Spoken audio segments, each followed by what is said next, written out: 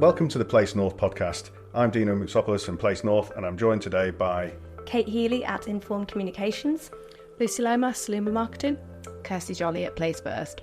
So the reason I wanted to put this podcast on today was to talk a little bit about how the market is at the moment for us, you know, working in events and media and marketing, and wanted to find out from people who advise clients as to how to do it best and those that inform their chief execs of what they should be doing as to how you're finding things. So just broadly speaking, how is it at the minute?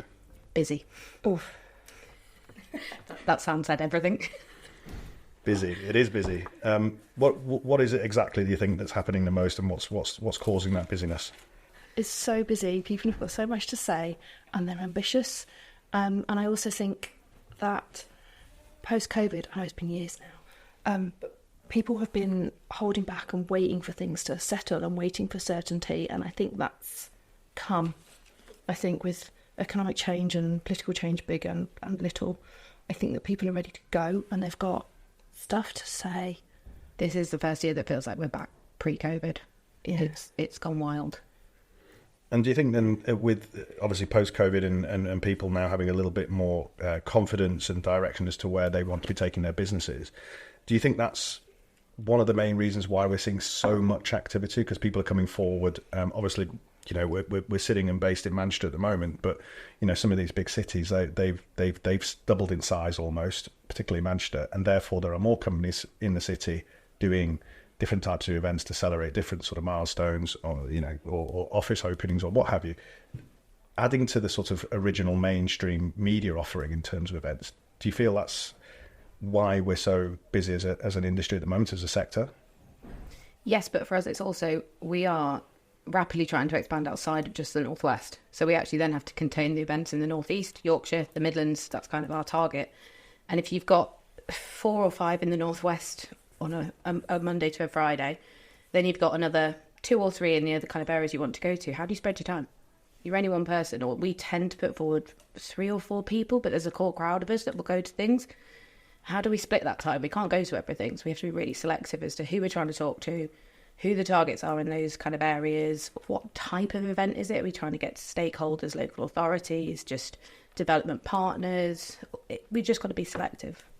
I think being selective is really key. I think it's about having a strategy as well and knowing who your audiences are and who really you want to target within that 12-month window. There are so many geographically sector-wide. And also that goes before you've even thought about your own corporate events as well. So, and you know, the budgets have to play a big role in this as well. So I think businesses need to look at what their budget is, how much and what the return on investment that they're going to get, because you know these events are not cheap. They're huge time investment and money. So it's about doing the best that you can do within that time frame and within the budgets that you're given. And the ROI is different for every single event that we go to. Some could be as simple as how many relevant key partners did you meet at X. The rest could be, you know, how much profiling did we get? What content did we get? What videos came out of it? What pictures? Like, it's horses for courses, and we really struggle to kind of pick between all of them, because we'll get phone calls. We've chatted earlier, we get phone calls weekly saying, please come and sponsor whatever it may be. Put the same person forward every single time, but actually, that may not be right for the audience, that may not be right for us, and what is our output out of that? That's where we kind of struggle with being selective. And in terms of the quality of the event that you're being offered, and what is it that's most important now in 2024, 2025? What's the most important thing that events can offer you? A planned structure. I've been approached multiple times recently with a kind of, we would love you to come and be a partner with this. We would love someone from your organisation to talk. It could be as simple as just, we're going to put an event on about single family housing with no more details. And that's very hard. Firstly, for me to get internal buy-in. Secondly, to brief a chief exec and say, you're going to have to go on this and talk about this, but there is no plan yet. All right, there probably will be in a year's time or whenever the event happens. But just being a bit more targeted, having an understanding of who you want to get there, what they want to learn, what they actually are going to be interested in listening to, and also what the people on the panel are going to talk about. And if you come to me with a blank page saying it's just single family housing in our respect, I have nothing to invest in. I have nothing to join into. Yeah, it's just an idea on a page, but there's no credible value for me. I can't then discuss what the ROI is because I have no idea at that stage. I'm in the same boat, kind of weekly. Somebody is phoning, somebody emailing us, come and give us money for these events. And I come at it a bit differently than you do. Yeah. I want data. Yes, you do. I want to know reach. I want to know impact. I want to know, what kind of sentiment are you getting on social media? I want to know how many people, not how many people are on your mailing list. I want to know how many people are clicking on that event page. Yeah, not just we're going to get X amount of attendees. Yeah. We're going to get 100 people in the room. All right, you might get 100 people sign up. Well, what's the dropout rate? Generally, we're looking at 20% or 50% dropout rate. And who are they? Are these the people that I want to put my clients' brands in front of? Is this right? Not all media companies respond well to that. Agreed. Nobody likes being sold to, I think, as well, without and it goes back to, as you said, that blank sheet of paper and just, sign on the dotted line. And our reputation is at stake, really. If we advise our clients to go to an event that they're not going to get the return on investment, that is disappointing. And it could be down to the basics, audio, poor meals. I mean, the basics of events need to be, are so important because everybody remembers a bad meal or a bad when they couldn't hear the speakers, and it's those basics that you really need to get right because we're advising our clients to invest their money, which is it's so hard earned, and so if that fails, it's our reputation that's on the line as much as the events company, really.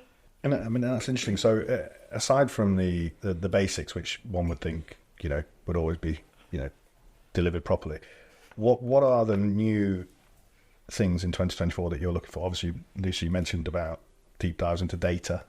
But what is it that your clients are asking you? What is it that your managing director is asking you in terms of, is this a good event? Why should I do it? Why should I be paying for my involvement? Why should I be attending? What are those? Do they have a prerequisite as what they want out of an event?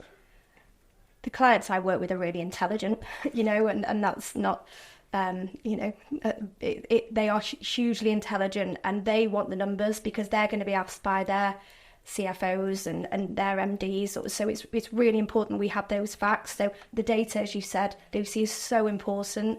And also, the qualitative feedback as well. So what are people saying about the event? What are they saying about those people in on the panel? What they're saying about the business as well. So I think it's really important to get that messaging right as well. Very good. And then also, that bit that happens after the event, which is often outside of our sphere of influence. How interesting was that conversation? Did it continue outside of the room? Did those people connect in a deeper way? Did something actually happen? Were deals done? Did a project get off the ground? Did something change? Was there some kind of innovation that was born in that moment? What happened? That so what factor? Yeah, I think it depends on what the output looks like. For Placefirst, we were kind of on a brand journey of trying to get our name and our face back out there over the last 5 years. And now that's transitioned into, actually, as you said, kind of what are the hard facts that you can take away from it? Who are you meeting? What are the relationships? What deals are done? What partnerships are formed? What contractors have you got that then you've been able to progress and actually sit and deal with as well? And we really struggle with that because I think it's just not readily available in the market. Certain people do it so much better than others. And I deal with pretty much all of the media companies and the events producers in the whole of the North. I'm sure you guys do too. Some of them you can get that information it's delivered to your inbox straight afterwards, and there's a kind of fortnightly check-in where you then come back and say, actually, this is the feedback and this is maybe how we'll improve it next year. I had a call with someone a couple of weeks ago, which was to do with one of the larger events in the country, and it was around the feedback they'd taken from the event that happened this year and what they were going to do next year to improve it. And I found that quite refreshing because I struggle to see that happen a lot in the industry where people go, we've taken your feedback, we've listened to what you said, and this is how we're going to shape it next year. And actually what you did this year, and they were really honest with me, what you did this year probably didn't work for you because you'd also done it the year before. And now we recommend that you should do this. And yes, there was still a lot of sponsorship money involved, but they'd listened to what my feedback was and then curated something and offered me something that had far more value, acknowledging that what they'd done with us before didn't work. And I found that quite refreshing for a kind of media partner. It's a trust factor, Yeah, isn't it? 100%. You trust those people to do it well. And it's important for events to evolve. Mm-hmm. You know, if they stay static, then, people get bored. You know, we are humans at the end of the day. You know, you're going to go to that event year in, year out. It needs to move forward as our clients do as well, and as the industry does. It's interesting. I mean, obviously, I spend a lot of my time talking to businesses about, the events that Place North put on, other events, large events that take place outside the country that people are interested in going to, and advising what I think is worth them putting their money and time into. And I've been saying for the best part of probably 2 years now that, the old adage, cash is king. Well, I think it's now convenience is king. If you can make this a convenient, easy, straightforward, well thought out opportunity for somebody, they'll take it. Whereas, the money is always a factor. There is a budget and that's it. But can it be done quickly, efficiently, where it takes time off your desks in order to get it delivered? So I think that's something that's been certainly at the forefront of my mind when talking to people. So back to your point about sort of reputation, transparency, authenticity, all really key words, I would say, if I was wanting to push a Place North product. I'd be talking about those three things. Do you know what I think? What's really important, I think, in this market, and is, as we're hearing, on a daily basis, is talent and recruiting and retaining the right people in your organisation. And I think events are a brilliant way of helping to reach those audiences that want to come and work, because they understand the story of the business, they understand the people behind the brand, they understand the kind of culture, and that can be achieved through an event, I think. I also think on the flip side of that, and this is something I probably lived through in previous roles, is allowing your existing team, if you were in charge of one, to actually have the freedom to go to the events in the first place. And I know it's a kind of cost implication in a diary and man hours and all those kind of things, but that's how particularly, I guess, the younger generation in property learn and grow. And actually, I've been in situations before where it's gone, oh no, the marketing don't need to go to that. And then you sat there and you're like, well, how will I know what to influence in the future if you're not actually allowing me to go to them in the first place? But that's applicable outside of marketing. I think it's applicable to all roles in property, actually. Yes, there's diary issues, but it's growing people's careers. It's, helping them kind of find their feet in the industry. It's exposing them to the leaders that we're all working with at a really young age. I think it's really important. Oh, it's a very good point. I've long sort of campaigned, I suppose, with clients to send marketing and comms people to the events that they are sponsoring in order for them, because they'll probably be the ones that are checking that it's as was sold, whereas directors maybe are not as completely as tuned to that as the marketeer is. And so when the feedback comes, that is our role as a kind of collective, that we should be the ones taking that data, going back to them afterwards. But having been through the event, you can't do it if you're not there at the same time. Yeah, indeed. So I think Kirsty's point about this is where people learn and develop and grow. I think that's absolutely key. You don't get to kind of, the middle of your career or, senior levels and suddenly have a network and suddenly know who to call. And I think that events are, the good ones, are interesting and they're fun. And this is what makes work worth doing. Yeah. We work so hard at the day job, the stuff that happens at our desks and in meeting rooms. And then when you're at an event with people who are like-minded or not, different-minded, that's where ideas and connections and innovations are born. Everybody needs to have access to that. And particularly, within organisations, you're going to have some more introverted people, some more extrovert. But, for those introverted people, it's really important, like knowledge is power. Yeah. And taking them to those events and investing in them and making them grow then will give them the extra confidence to then take it forward into meetings. And so they're not only growing their network, they're also growing their knowledge base as well, which is hugely important. These jobs are really, really, within the built environment, these jobs are really, really complex, and it's really important, therefore, that these events help support their growth through, going forward as part of their on-the-job training, I suppose. But showing people, at whatever level in their career, all the kind of adjacent stuff and how people doing the next job along in the process, how they think and what challenges they're facing, what things they're trying to solve, and how they're doing it. When you're talking about reputation, and of events, and which events would you send your team to? Which events would you recommend that your directors go to, who maybe just as an attendee? It's not all about sponsorship and exhibiting. We're starting to, so Place North obviously now 18 months in with its Yorkshire offering and its North East offering, and we're establishing our reputation over there. But having done it for 17 years in the Northwest, I'd like to think that people know what they're going to get in terms of quality when they come to a Place event. And we're now expanding what we do with a large event like MIPIM, that has a reputation all of its own for 30 odd years or 40 years, however long it's been going. What are you seeing in the market, Lisa, when you're buying event opportunities for your clients at the moment from a quality point of view? I'm seeing a lot of promises, and disappointingly, those promises are not seen through, which causes, talking about reputation, that's my reputation on the line, because I recommended this investment and those 12 newsletter slots or whatever haven't materialised. Despite my team's best efforts, it hasn't happened. So my reputation is on the line. So when I'm recommending something to my clients, it's a really personal thing, because they trust me, and I don't get 2 bites at that apple. What else am I seeing? I'm seeing people are ambitious. Wow. Really ambitious. My clients are ambitious in terms of not just, I want to be on that stage speaking of that thing, but I want to make this change happen in the market. I want to kind of shove that tank around that corner. Yeah. And this is where I think the joys of social media really feed into that in the event world, because it's the pre-bit where you're like, such and such is on the panel, that's great, it's content for your business or your clients' businesses, but also that follow-up piece where people go, oh, right, that's that person, I'll add them on LinkedIn, start those conversations. And I think LinkedIn's huge in our industry. Yeah. But equally, it's a very easy platform to then have those follow-up conversations and drive that. So if you've put your person on the right event, whatever it may be, roundtable, kind of panel, it doesn't matter, but if you've kind of allowed that person to have that opening and they've got this entire kind of network of people that then have access to them regardless of age, gender, whatever, then great, because you're naturally affording them a higher ROI straight away.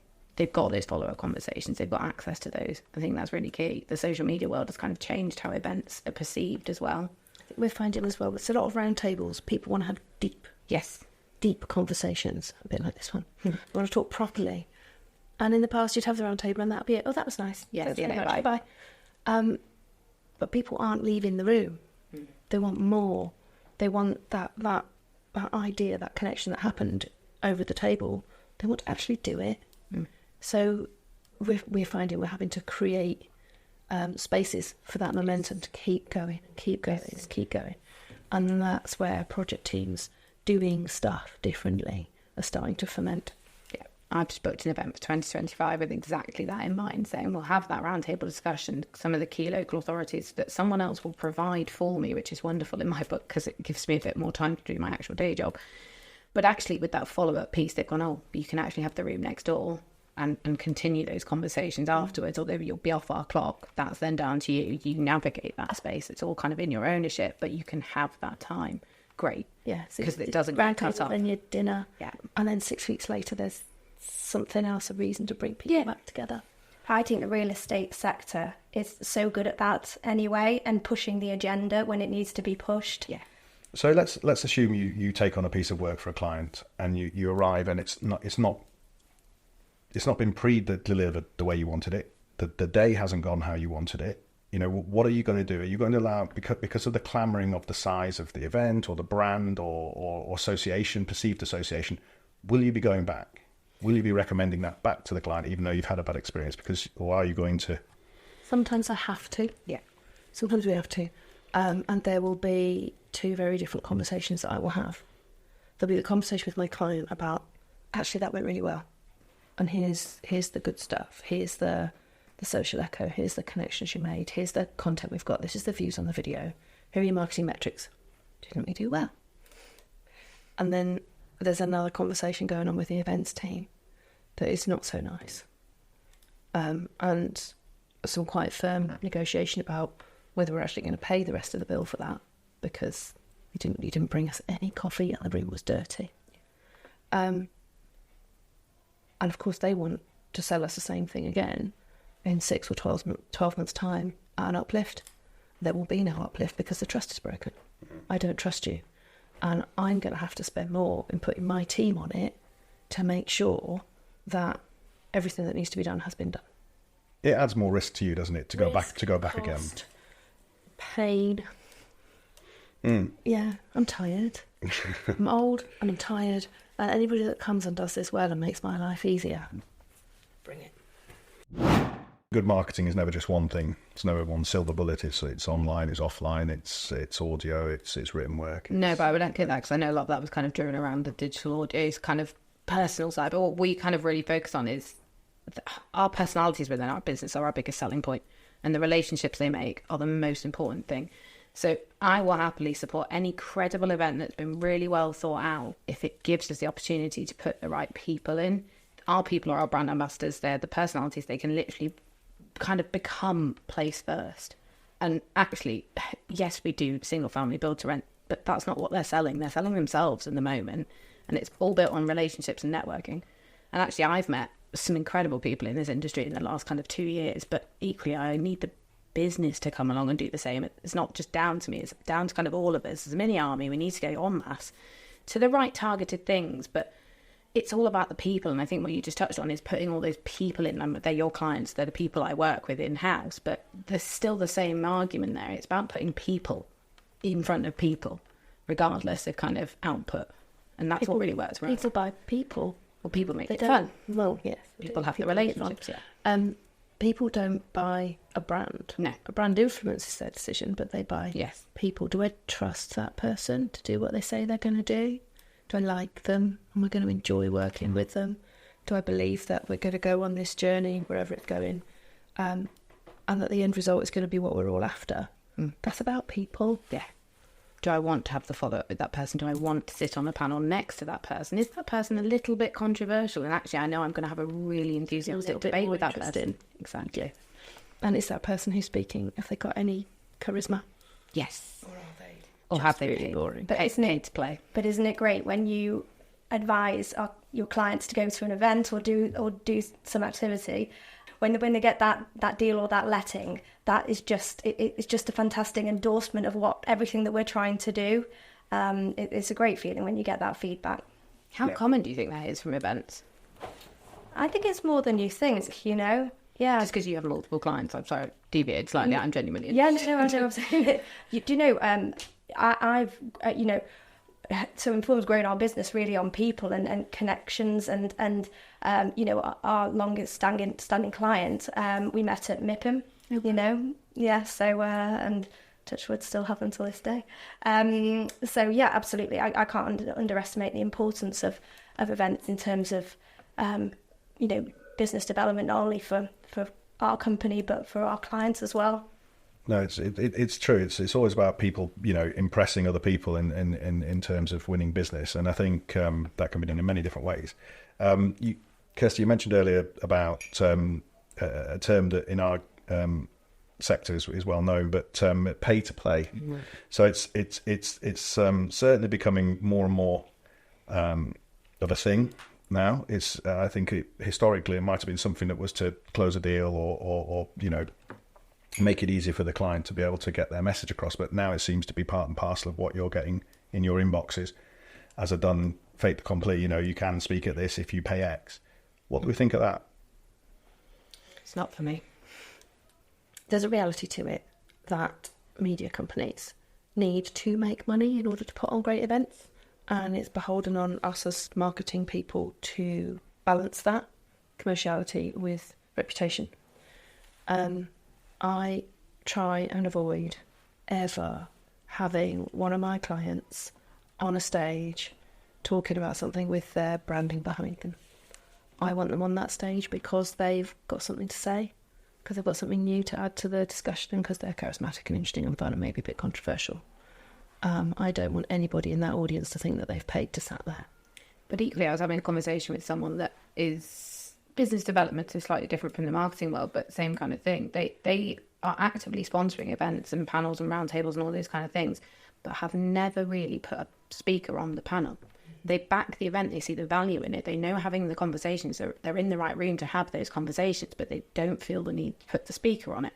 And that's almost where I'm starting to get to with things. Credible events are brilliant, but actually the audience are not necessarily going to listen to the same person say the same thing every single time, particularly then when a conference or an organizer would come back and say, oh, you sponsored it this year, do you want to sponsor it next year? You can have another person on the panel. Well, if I was attending an event, I wouldn't want to sit and listen to the same developer in my kind of sphere say the same thing 2 years in a row.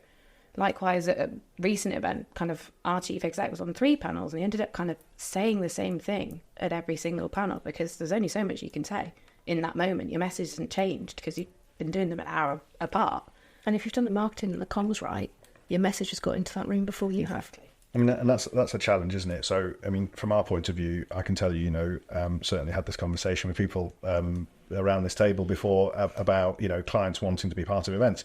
We understand it, but of course, because we are regional and hyper-local on certain occasions, when you're looking at the actual activity that's happening in that city or that town, there are only so many players actually doing anything. So we understand that balance. I'm very proud to say we don't put that down as a sort of written part of the marketing, is that, you can be a speaker for this. But I had a fascinating one that happened to me last week, and there was an awards ceremony that happens in the residential build to rent area, and they charge you to enter the awards categories. Now, instantly, I understand, as we said, the sponsors of that event anyway, so a £400-500 fee to enter an awards category is quite a significant amount of money if you're then going to take a table and take guests and do all of the things that you've got to do to make that event a success.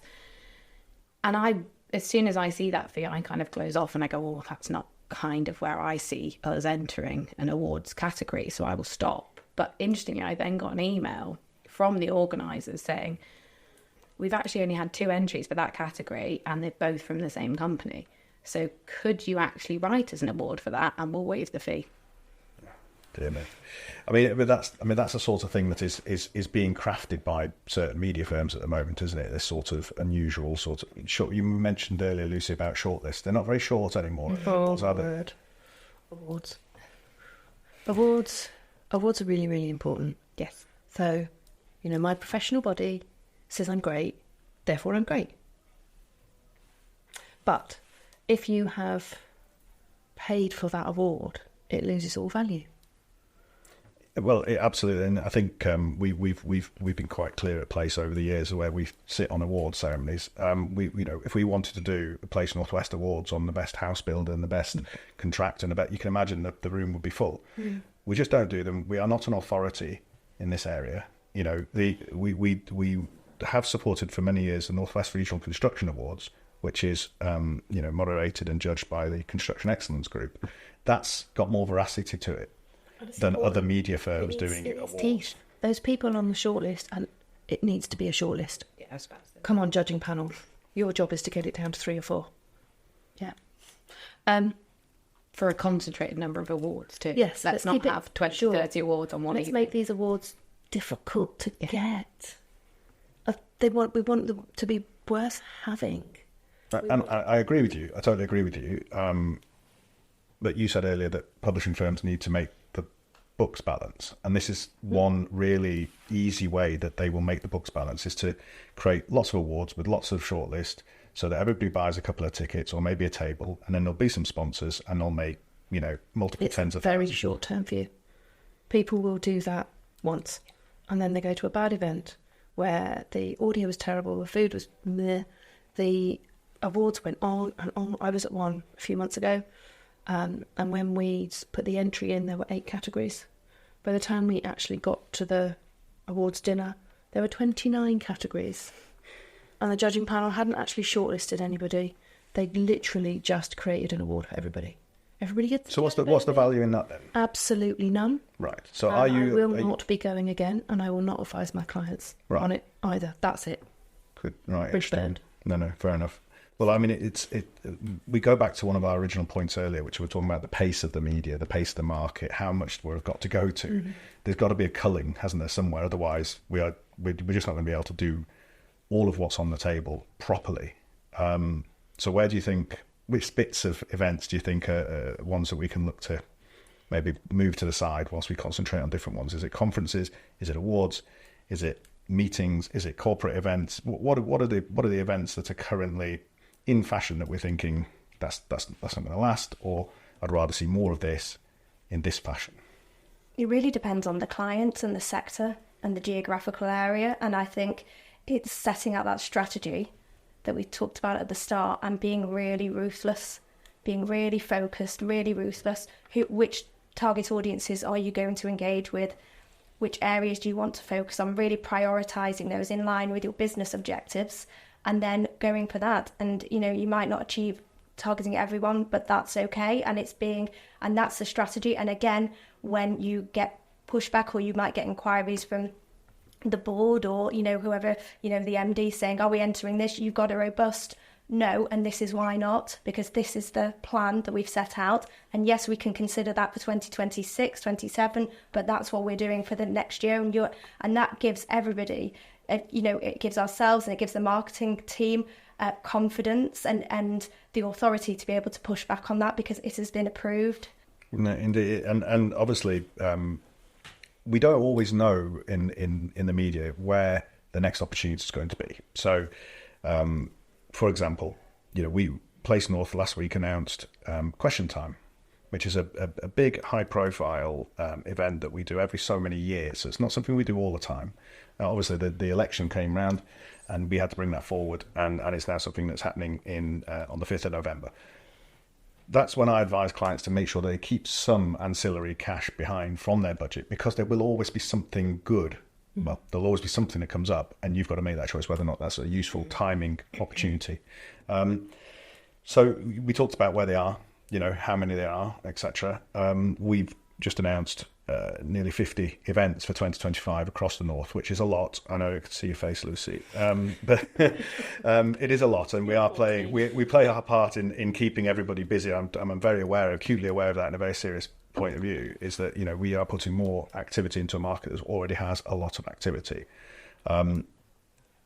I feel that the quality of what we do and the brand reputation and our authenticity and transparency and all the things we mentioned earlier are enough to make ours the go-to events to go to across the North, and including things we're doing at MIPIM in March. But, you know, what has to go? You know, what do we have to do? Is it, you know, how do you advise your clients on doing stuff every 2 weeks, for example? I advise them to choose their pond and swim in it for 2 years and then move on. Right, interesting. Tell me more. So we bounced. This year's been exhausting. We bounced from... It's only 6 months into the year. So. No, but look how much has happened. Oh my word. UK Reef, housing. We bounced from MIPIM to UK Reef to the housing conference. Now there's another housing conference in October. There's all the place stuff in between. There's so much to mention. Literally, we bounced from one thing to another, to another, to another. And never mind my energy levels, my clients are tired. They're not getting any work done. So they've kept going and going and going, and I bet yours are the same. They've kept going and going and going post-COVID for kind of 3 years now, and they're at the point of, all right, I don't want to do this again next year. I want to actually make it to my child's sports day. I want to go to the gym, maybe. It's starting to affect everybody's health, this. So they are, as you said, Kate, making quite ruthless decisions. This one isn't working for me. I'm not going to do it. And everybody goes, oh, wow, thank you. And there's just a bit of breathing space where people can actually go and do some work. And all the leads and ideas and exciting stuff they've got from the previous one, they've got time to do something with it. Because I think right now people are finding that they're coming back from MIPIM with a head full and a massive to-do list, and they've not got through it, they've not even tackled it when it's time for UK Reef. And it's the same with the housing conference. So anything in between is really struggling. So it has to be divide and conquer. All right, you're going to do the massive conferences, and you're going to step into the place calendar, and you're going to work that one and gather that information. Yeah, you should reflect as well on the last 12 months and what worked and what didn't. I think, review all that data that we talked about, bring that into the session and really analyse and say, just because we've always done it, should we keep doing it, or actually should we mix things up and do less things in a better way? I think, we shouldn't be afraid to say what worked and what didn't. Yeah, exactly that. We take the reflection period. So if we will go to an event, and there's probably, I guess, with our team specifically, we are the development team, myself, the marketing colleagues, our chief exec tend to be the same kind of crowd that will go to events. But it's a case of providing a list, and we tend to kind of take that quarterly at the minute in terms of diaries and actioning who's going to what, and being strategic and saying, oh well, that person could be in that area at that time, they can go to that. Great. Do we need to have a presence at that? No, not really. It's not really that relevant. Great. Bin it off. Who's got the time? Who's got kind of the schedule? Who's got the responsibilities that can fit into all of that around childcare and animals and all the rest of it? And actually kind of then saying, hang on, how do we look as a whole across a quarter? Are we at the right things? Are we having the right conversations? If we're not, let's reflect on that and look at that for the next 3 to 6 months.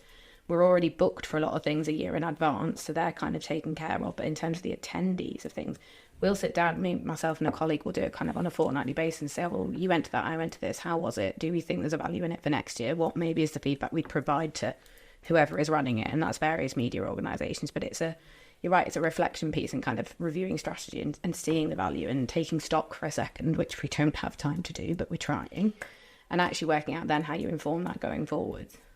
It's really interesting. I mean, I imagine some of our listeners and viewers, when they watch and listen to this, will, if they're chief execs or MDs and whatnot, will find that interesting. I've got a question for you then, Kirsty, in terms of talking through the return on that event. Is it a quarterly conversation for you, or It can vary. It depends. We will try and schedule larger sponsorships, obviously 6 to 12 months in advance, smaller sponsorships kind of on an ad hoc basis.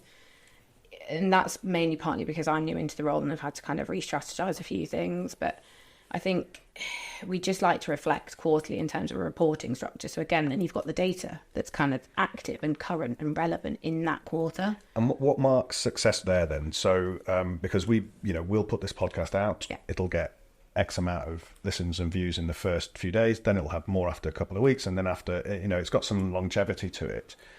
When is it successful, sort of underlined, gone tick, that's been brilliant? Again, I think that depends on the partner that you're working with. I think you guys are very good at consistently pushing some of your content back out after a couple of weeks, and then sometimes after months when they've still got relevance. I think certain people will kind of go, oh, well, we filmed that, we'll put it out once on our channels and that's a tick box job done. And that's where it changes for me, and that's where I'm quite selective on who I work with on certain types of outputs, because if you're not going to get that data and you can't reflect on it, then you can't report on it, and then you can't go back and say, actually, that was really worthwhile. So that was the traditional challenge that printed magazines had. Once the thing was printed and it went through the letterbox, that was the end of it, and you could never really measure anything. That media audit is hugely important. Understanding the reach, the data, and the more sophisticated commercial side of the publications will be able to provide you that, in a flash, whereas, other publications can be a bit slower and might not have that data that you really need to justify the expenditure and demonstrate success. Yeah, and on expenditure, I mean, it's a bit of a nitty-gritty point, but it's at the nub of everything, we've all got to do. Costs. They make a decision pretty easy sometimes, What are you seeing in the market at the moment around costs? I mean, we've tried to keep our costs the same. I think our sponsorship of events has been the same for the last 2 or 3 years, which, given the cost of living and everything else, we were pretty proud of, But what you mentioned, Kirsty, earlier, small versus big sponsorship. You're talking about what are you seeing? I've had an experience recently. I think Lucy knows this because I've kind of had this conversation with her. But Placefirst have sponsored an event in the past, and it would be over, and there was no data, no stats, no nothing to report on. At that point, it was literally 3 days after the event, the invoice comes through to sponsor it next year, with no conversation around sponsoring it next year. It was this automated kind of thing where it's like, oh, well, you've done it once, you'll probably do it again. Well, that would have been fine if firstly we'd found the value in it, but I said that's since changed and we were actually going to focus on something else. But also it had gone up $2,500 for no reason. The event was exactly the same, but the cost had gone up $2,500 for nothing. I mean, there's two things there, though. You just said it would have been fine. So you're fine with somebody sending an invoice to you for an event in the future without any conversation? No, okay, yeah, fair enough. The journey I would have gone through on that is obviously then booking the conversation to revisit and feedback on the event and kind of understand the metrics and kind of shape it for next year, which actually I've done, and then we've changed it, and the cost has come down again because that conversation was negotiable, it turned out. But it's very, I mean, it's poor practice. In you know, the bare bones of that is that the price that they. I mean, we very, very rarely discount, as you all know, and I just think you're not discounting on quality. So if you send something to somebody for 5, 6, 7, 8, 9, 10,000, and you sell it to them for 4, yeah, it was never 9 or 10,000. And the problem with this industry that we all know and love is it's very small, and people talk, and actually, in a marketing sense, all it would take was for me to ring up Lucy or Kate and go, we just had an invoice from someone for this because it's this much more than it was last year. Where are you at with that? Because we all go as kind of in-house or clients. And actually, if the same conversation is, all our prices have gone up with no justification, then we can't kind of back that quite so easily because what's the added value? What am I getting for my extra money? Not much. And we do talk to each other. Yeah, we do. We actually do talk. We do. So And we all get on. Yeah. It's one of those things that if you think about events and you think about marketing, because they're the most costly of all of the marketing events, aren't they, by and large? And if you think that something's going to cost you X to get in front of 50 to 100 people, I always explain to people, you know, where else is that going to be seen? Where else is your brand going to be seen? Where is the voice or the photos or the write-up of that individual going to be seen? What would you pay to get in front of it? Well, no, I was about to say sometimes though with those bigger events, the thing that I would consider in that is what the pull is for different audiences. Because I think Northwest events are great, but they pull very similar crowds and very similar people. So actually some of those bigger events for us specifically open up a lot more opportunities to pull in a different crowd. And actually there's value in that. And I said then you need the metrics afterwards to understand who those people are. But it's an opportunity and a door open to an audience that we wouldn't necessarily reach without that. So there is a kind of juggling between the two. And that's the balance between marketing and business development, because if you have somebody from your organisation in the room of 50 people and they can meet 10 or 12 individual people that they are very, very keen to meet, then they will go away and do business.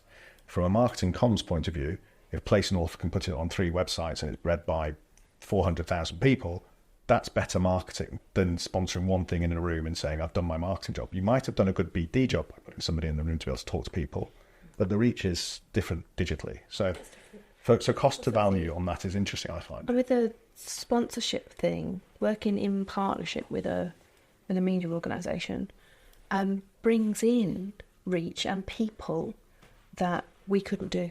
That's why we do it. Because, you know, me and my team, we can put on a round table, we think. Yeah, of course we can. We can put on a panel discussion. Yeah, great. What we can't do is bring in some of that audience. It's that added value that you don't get necessarily standalone. No, exactly that we said earlier, right? I will happily kind of put some money to sponsorship events that are breakfast, lunches, kind of curated drinks events that aren't just a turn-up free bar.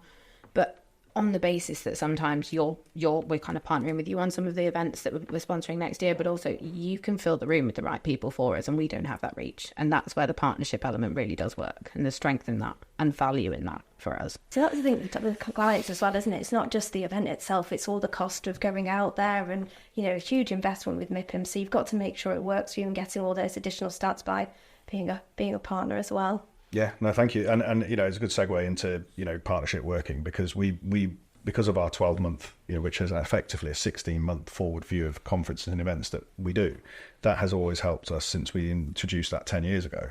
You know, become the sort of stable of people's sort of, where do I look to find out what's going on? We've now broadened that, and I think some of our viewers and listeners will know that we now do a lot more work at MIPIM, which is obviously a big focus point in the year and a lot of expense in terms of attending, being there, time out the office, branding, costs, events, all of it. So, you know, I think working with people 12 months a year, which we've put in place with our partnerships, our Place partnerships, which seem to be going very, very well. You know, I think it's back to that convenience is king. Can I plan it out? Can I work with somebody? Can I put it off my desk onto theirs and know that it's going to get done? You know, I think these are sorts of simple things that, you know... It's not simple. It's complex. And there's a lot. So I'm right now planning 2025 for our clients. I've got 14 people 14 companies needs an ambition to distill and gathering information from all sorts of places about what's going to happen. But having that 12, 18-month forward plan is gold. I'm a marketer. I'm a strategist. I think years ahead. I don't think 3 months or 6 months ahead. That's not enough for horizon for me. And if you're looking for people to invest thousands of pounds, you don't come to them 3 months before, because those budget decisions were made a year and a half ago. And yeah, we keep a bit back for the unexpected. But then that kind of working in partnership with people. So I know what my clients need to achieve. Not quite sure how we're going to do it. And that's the partnership angle, both team and I've got an idea, or we need to get kind of this message in front of those people. What's the best way to do it? Discuss. Yeah, partnerships with objectives, something to achieve. And getting the right people around the table. Indeed, which is exactly what we've done today. So thank you very much. I think that's all we have time for today. So thank you very much for joining us today and having such an insightful conversation about what is a very busy part of the market. Thank you very much, Kate, Lucy, Kirsty. Thanks for joining.